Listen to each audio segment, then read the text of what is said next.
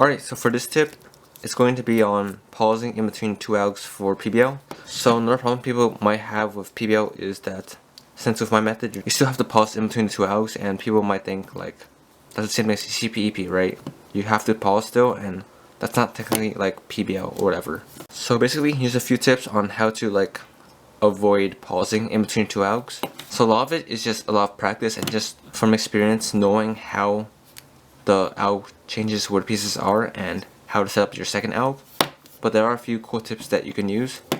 For example, for this, for 2CP PBL, the way you don't pause in between them is you look at where the headlights are.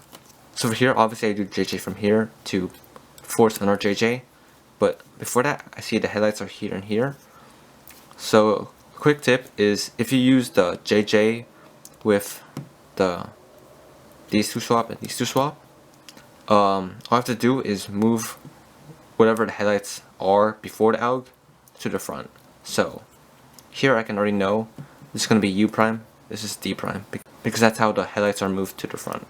So yeah, I just do J prime, I know it's going to be U prime, D prime, and the alignment's also pretty simple because this is going to be kept the same alignment, obviously, because it's a J perm, and T perm's obviously going to be a different alignment. So just like that, I can actually predict this entire PBL other than AOF, which you can actually look ahead to. Yeah. So here's another example of how I would not pause in between the two algs. For the bottom here, I do JJ here. So a cool thing about the PS cases is that you always hold the P with the block on the left. So here, if I do JJ, these would be swapped. So I know no matter what, I have to do a D to put this block to the left. Because I'm going to swap these two corners and then put the block to the left. So immediately after doing the JJ, I know on the bottom is D. The top is a bit tough because it's not actually the CP that matters, it's actually the block placement because it's op. And technically the op cases can be held at any angle, but the blocks have to be held a bit differently. So here it's mostly just experience on knowing what PBLs you'll get. So with the M perm, I know if I do JJ here, I would get an S perm with the blocks on the side. That would be the misaligned blocks. So for the bottom, I know I'm going to get a P perm with the block in the back. That's just from playing around with it so much that I just know that.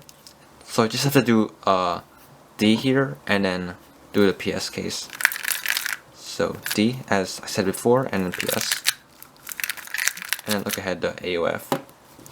So yeah, there are a few tricks you can use to make the pause in between your two algs a bit better, but a lot of it just actually practice and just knowing which cases lead to which after doing certain algs to them. So again, that's still a lot of practice, but when you do a lot of PBL solves, you eventually get it down.